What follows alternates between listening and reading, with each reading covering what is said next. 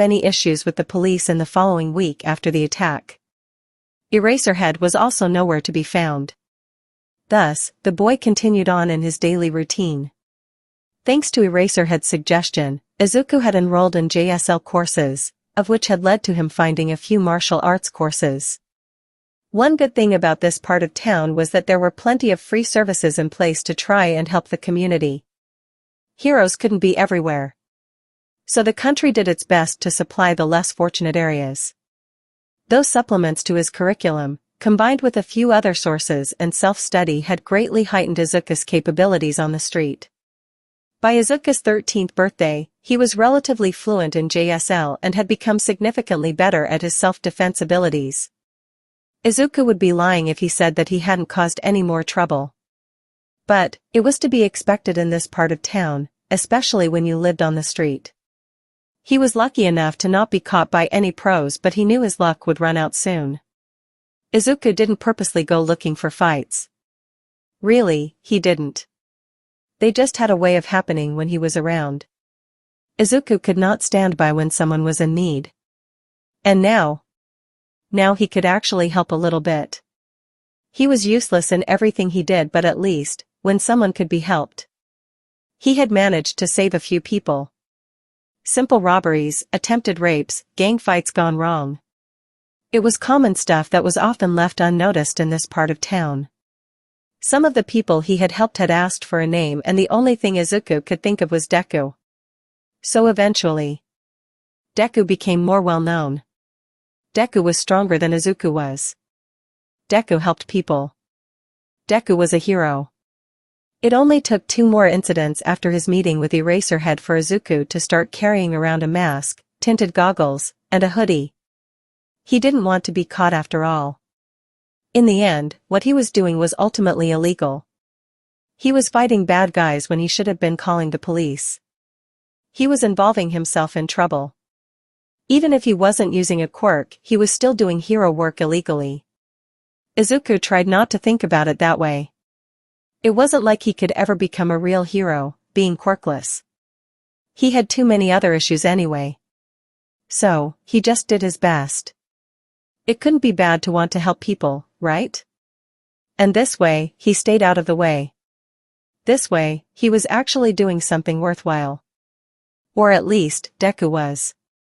After all, Izuku wasn't the one who went looking for fights, that was Deku. If Deku was in a normal situation, he would be starting to study for high school entrance exams right now. But he wasn't. Instead, he was crouched on the roof of a corner store. Waiting. Listening. He had gotten a tip that some drug deal was going down in the alley below.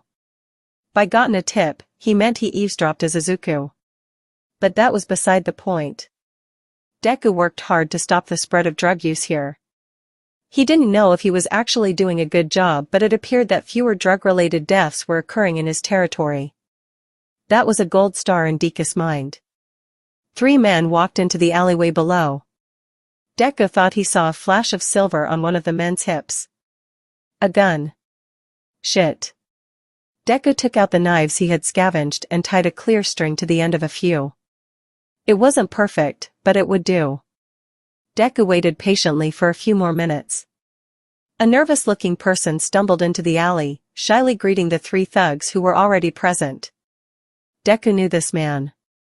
Saishu-san. He was a heavy user who struggled to pay his debts. Deku groaned quietly and rolled his eyes when he saw him. That idiot. He had promised to go clean the last time that Deku had to save his ass. Blame him though. Saishu-san used drugs to ease his quirk. Saishu-san had a quirk dubbed share. Any person he touched would immediately share any pain they felt with Saichu. It wasn't able to be turned off. The pain that Saichu experienced from other people lasted anywhere from a day to 2 years, depending upon the severity of the person's pain. If he wanted, he could share his own pain as well, but that also required touch and would essentially just increase his own amount of pain, so he didn't bother. He couldn't afford quirk suppressant drugs that some people used to ease the pain that some quirks could cause. Thus, the drugs. Deku couldn't quite hear the whispered conversation occurring between the four people, but he understood the process. Saishu-san handed over a small wad of cash and curled in on himself a bit when his hand accidentally brushed one of the thug's hands.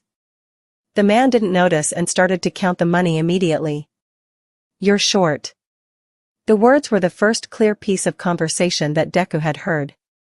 Saishu-san mumbled something and put his hands up in a show of peace and submission, but this only caused the other three to laugh. Deku inched closer to try and gain more information. Maybe he should look into getting an enhanced hearing aid so that he could amplify the sounds and hopefully hear conversations better. OSS said, 200 yen, 000 or L. I promise to have the rest by tomorrow. Saishu-san's voice was a high squeak. There won't be a next time, Saishu-san. The only man who had yet to speak, the one with the gun, stated clearly.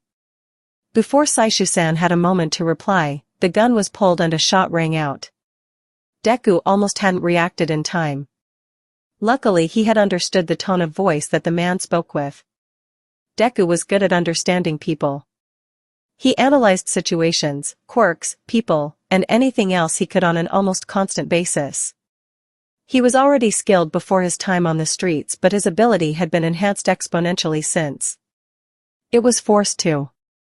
Deku had thrown the knife tied to the string quickly, hitting his target with practiced ease. The knife pinged against the gun, causing it to fly from the man's hand. Deku pulled the string and his knife came flying back quickly. He couldn't lose one of his only weapons, after all. The three men froze when they realized what had happened and began looking around warily. Run! Deku thought urgently towards Saishu-san. The man didn't move. Deku could have punched him for his stupidity. Deku could hold his own in a fight, but he wasn't stupid. Three grown men who most likely had quirks against a malnourished and quirkless teenager were not good odds. It didn't matter that Deku probably had more training and fighting experience. If he had to fight, an injury was pretty much guaranteed. One of the men seemed to get the idea that Saishu-san was the one who had stopped the gun. The man's shoulders squared and he took a defensive stance. That wasn't a smart move, dumbass. He called towards Saishu-san. This man was blonde and had an overall buff appearance. He seemed to be the muscle. He most certainly wasn't the brains. This became obvious when the man took off his jacket and shoes, revealing gorilla-esque arms, hands, and feet. His muscles bulged and he went after Saishu-san. Deku threw another knife, this time letting it stick to the opposing wall.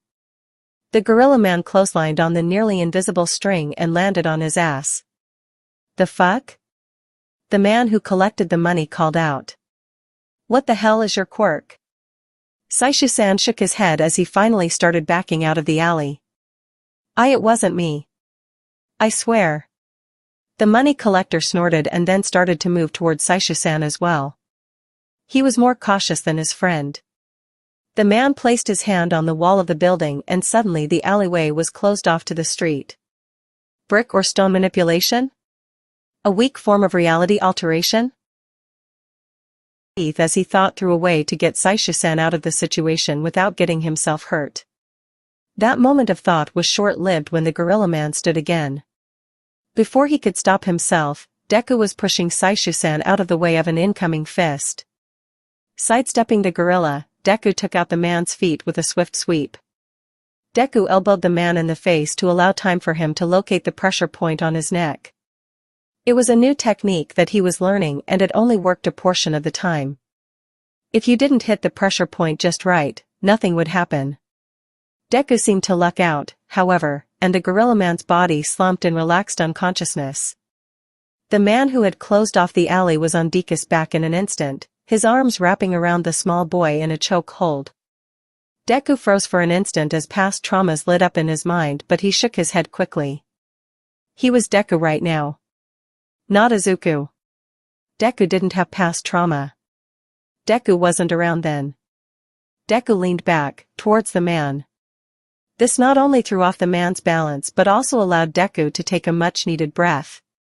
The small boy grappled at his own pockets, pulling another knife. He swung his arms up towards the man, making sure to only nick his cheek.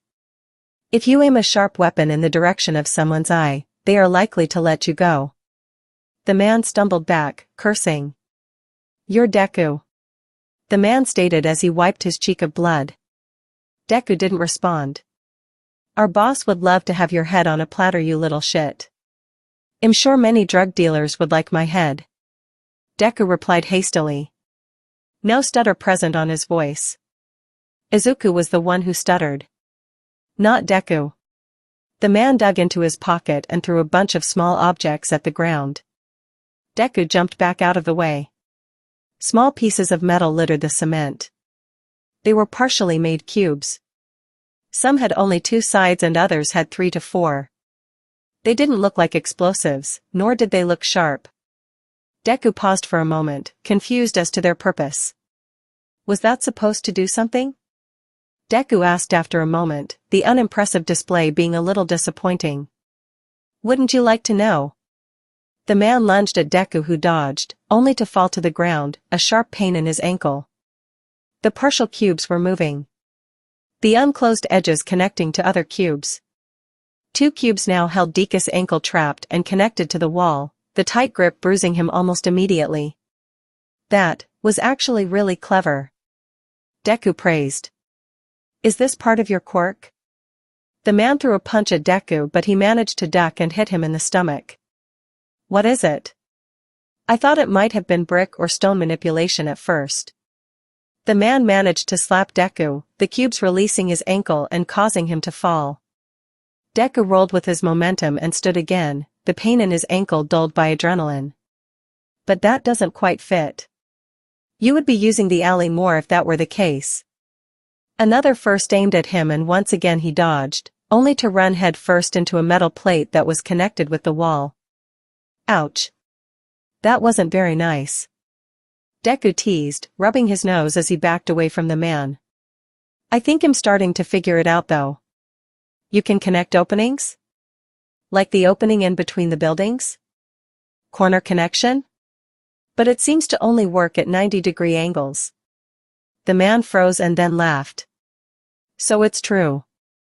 You may be a brat, but you've actually got some smarts. Pity it'll be gone by the time I'm done with you.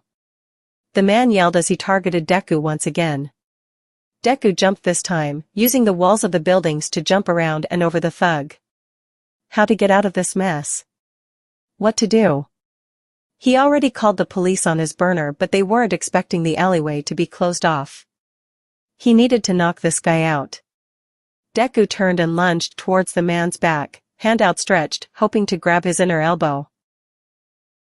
Exploded in the boy's shoulder. Shit. The little bird forgot about me. How sad. I thought you were smart. The third man, the gunman, swaggered over to Deku. His gun was back in his hand and he had it aimed carefully at Deku's head. Little bird didn't pay enough attention to his surroundings. The corner connector grabbed Deku's arms and held them behind his back. Deku squirmed in his grasp, crying out from the pain it caused his shoulder. Not so tough now, are you, Deku? Corner connector whispered in his ear. Make sure he is secure, Hitch. The gunman drawled. We don't want the little bird to fly away before we are done having our fun. The corner connector, Hitch, obliged his companion. He used a few of his cubes to create makeshift handcuffs that bit into Deku's skin and then connected him to the wall. Deku was left kneeling on the cement with his arms tied behind his back. This was bad. Deku was screwed. Izuku began coming to life in Deku's mind. Tears began to burn in his eyes. His throat began closing up. Little bird. Watch. Deku looked up at the gunman's words. The gunman pointed his gun at the cowering figure of Saishu-san, who knelt in the corner, attempting to become small. Gunman cocked the gun and smiled down at Deku. Wait. Deku shouted out desperately. You don't have to kill him. I mean, your boss would be fine with just me, right? Why waste a bullet? The plea was a long shot and the gunman knew it. Saishu-san whimpered in the corner. Oh? It is no waste. You see. I enjoy it. Looking at the beautiful holes that I can cause. Just look at this one. The gunman knelt down and unzipped the hoodie Deku was wearing. He pulled the shirt aside and inspected the bullet wound in Deku's left shoulder. Isn't it wonderful? He cooed. Sure. Deku bit out. If you're a crazy lunatic, I'm sure that it looks delightful. The gunman chuckled. I'm not so different from you, little bird. We are of the same ilk. We are both criminals. I just have more fun with my time. The gunman stuck his finger in the bullet hole. Deku screamed. We got a call that there was a drug deal going down in an alley nearby. He has never been wrong before. Hopefully, he has stuck around so we can finally stop him. Detective Tsukachi spoke with Eraserhead. The detective had been on the case of the vigilante Deku for only 3 months, but the illegal hero had made an impact on the man. The vigilante had become a relatively well-known name in the area. His territory spanned about 20 blocks and crime rates had plummeted. Or at least deaths from crimes had. The vigilante never left anyone more injured than necessary, the worst being a few broken legs, shallow stab wounds, and the very common concussion from being knocked out. There were never any life-threatening injuries to any of his victims. The vigilante had apparently been around for a while, but his debut was unknown, or the citizens in the area refused to tell the cops, anyway. Law enforcement was not trusted here. In fact, the few people they had managed to talk to about Deku were on his side. Even some of the villains he had captured. He only targeted small-time criminals. The vigilante rarely went into a situation that he struggled with. His goal seemed to be making the streets as safe as he could. In all honesty, he wasn't doing half bad. With the underground heroes working on the larger issues in the area, Deku helped them by taking care of the lesser crimes that often took up the hero's time. What the vigilante was doing was still illegal, though. He had to be stopped and taken in. The vigilante was most likely male, but his slim figure caused doubt. Those who told of the vigilante firmly believed he was a young adult, early 20s most likely. However, he was tiny. Most likely an effect of his quirk. In fact, was still a mystery. It was debated as to whether it was a stealth-type quirk or a mental one. Either way, it wasn't flashy. But in the end, it's better to be underestimated when working on this side of town. I'll search from above and see if we are missing anything. Eraserhead told him before taking off, up toward the roof of the building. The detective notified his fellows and continued searching the area on foot. A gunshot sounded from afar, making the detective jump. He rushed towards the sound quickly, pulling his own gun in the process. Eraserhead was jumping the roofs of buildings on the western side of the territory, searching for any unusual activity when he heard the gun go off. The sound seemed to come from the opposing side of the radius, and Eraserhead sprinted in that direction, praying he wouldn't be too late. As he neared the area, a scream echoed in the air, pinpointing Eraserhead to the correct alley. The narrow gap between buildings had been closed off, leaving a narrow hallway filled with 5 people. One cowered in the corner, closest to the road. He seemed unharmed but afraid. A large man lay a few feet away, knocked out most likely. Eraserhead wasn't overly concerned about those 2. No, it was the other 3 that drew his focus. A petite figure was knelt on the ground, his arms held securely behind his back by some type of metal attached to the wall. A man stood to the side, grinning at the captive as the one kneeling in front of the small form dug his finger into what looked to be a shoulder wound. Bullet-induced, most likely. The man to the side was lighting a cigarette and the small form was tense, eyeing the flame of the small lighter. It was odd considering the amount of pain he must be feeling from the man irritating his wound. The crouched man, who was still twisting his finger in the bullet wound, seemed to notice and motioned for the other to pass over the lighter. Little bird. Are you afraid of your feathers getting burned? The man lilted.